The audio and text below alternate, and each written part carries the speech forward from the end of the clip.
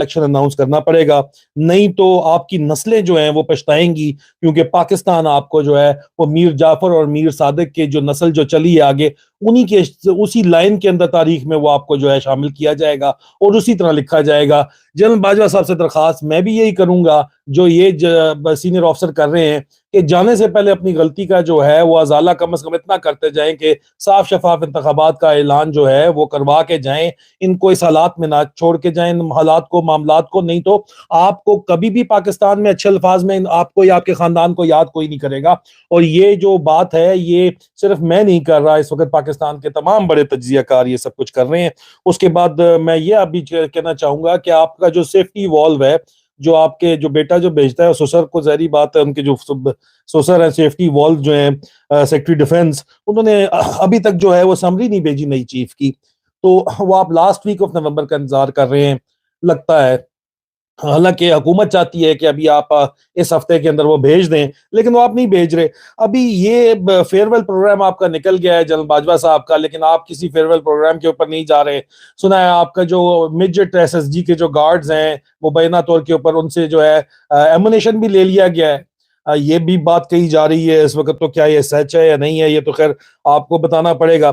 उसके अलावा आप जो है वो आखिरी दिन का शायद इंतजार कर रहे हैं फेयरवेल का, या बगैर फेयरवेल के जाना चाहते हैं, ये भी मुझे बात समझ नहीं आ रही। दूसरा, आपका स्टाफ जो है मुसलसल अरशद शरीफ से विजिट की जो है वो आपके विजिट की उनके घर के ऊपर तैयारियां, इजाजत मांग रहा है, लेकिन इजाजत आपको नहीं मिल रही।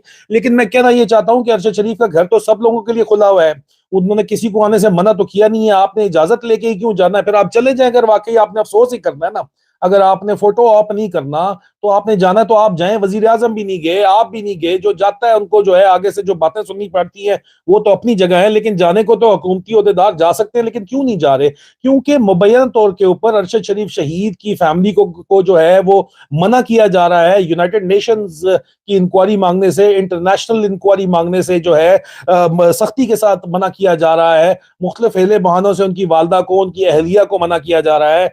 उनकी अहलिया को कहा जा रहा है कि जी आप ट्विटर के ऊपर ही मत आए सिरे से। और उनकी वालदा ने आज जो है बड़ा खुल के बयान दिया है कि जिन लोगों ने मेरे बेटे को मुल्क छोड़ने के ऊपर मजबूर किया, उन लोगों की इंक्वायरी पे मैं कैसे एतबार कर लूं? तो अब ये जो बात है इसके अंदर, इन हालात के अंदर, अगर कातिल ही जो है ना, मेरा मेरा कातिल ही मेरा मुंसिफ है, क्या मेरे हक में फैसला देगा? तो फिर मतलब ये बात तो रोजे रोशन की तरह यह है ना कि कौन था जिसने उनको अरशद शरीफ शहीद को जो है वो पाकिस्तान से भागने के ऊपर मौजूद किया, और अभी उनको आप उनकी फैमिली को मुबैना तौर के ऊपर कह रहे हैं कि प्रेस रिलीज दें कि जी उनको जो है वो इतबार है, तो उन्होंने प्रेस रिलीज दे दिया है कि उनको नहीं इतबार पाकिस्तान की हुकूमत की किसी भी इंक्वायरी के ऊपर। और ये इंशाल्लाह मामला यहाँ पे खत्म नहीं होगा, ये मामला आगे जाएगा, आखिर तक जाएगा। और वो कौन है? वो वही है जिसने अरशद शरीफ के ऊपर FIR कराई, वही उनका कातिल है। और कौन है कातिल? और अब ये जो पब्लिक फंड से 1 अरब रुपया जो दिफाई बजट को 30 अरब रुपए दिए गए, $60 साहब ने रिलीज किया, उसमें से 1 अरब रुपया मुबैना तौर के ऊपर जो है वो ISI इंटरनल विंग में जनरल फैसल नसीर के हवाले किया गया मुबैना तौर के ऊपर के वो जी जाली प्रेस कॉन्फ्रेंसेस कराएं, अरशद शरीफ की जो कत्ल है उसको उसमें शकूक व शुबहात का जो है वो डालें। फैसल वावड़ा साहब जो है वो यही काम कर रहे हैं। मैं पिछले वीलॉग्स में तफसील से इसका जिक्र आप लोगों से कर चुका हूं, अगर आपने नहीं सुना तो उसके ऊपर जाइएगा। मुबैना तौर के ऊपर मैंने आपको बताया है कि फैसल वावड़ा साहब को जो है वीडियोस दिखा के उसके बाद इंसेंटिव दे के उनसे बुलवाया जा रहा है, उनके मुंह में जुबान रखी जा रही है। मुंह उनका अपना है, जुबान जो है वो ज़ाहिरी बात है उनकी अपनी नहीं है। इसलिए अरशद शरीफ के जो इस कत्ल के मामले को जो है ये लोग बिगाड़ना चाहते हैं। इस वक्त हाथ पैर लोगों के फूले में हैं, पाकिस्तान के अंदर भी और लंदन के अंदर भी, के कहीं से, क्योंकि कल आपको पता है कि ग्लासगो से काफिले आए हैं और 8 घंटे का सफर करके पुलिस के साथ वो आए हैं, और उन्होंने एवन फील्ड अपार्टमेंट के सामने जिस तरह का एहतजाज किया है, तो एक दफा एवन फील्ड के रहायशी जो है वो अच्छे तरीके से हिल के रह गए हैं। तो ये बात भी जो है इस वक्त आपके सामने जो है वो नजर आ रही है। तो ये किस तरह हो सकता है? और इस सारे के सारे वाकये के अंदर आप देखें कि इस वक्त जनरल बाजवा साहब को ये सोचना चाहिए कि उनके उनके उनको बचाने के लिए, उनकी तारीफें करने के लिए, उनको हिंदुत्व के गूंज जो हैं वो गुंडे जो हैं वो बचाने के लिए आ रहे हैं, मेजर गोबर आरिया जैसे लोग आ रहे हैं उनको बचाने के लिए। कुछ तो खुदा का खौफ करें, आपको इस चीज का फायदा नहीं नुकसान होगा, कुछ तो सोचें।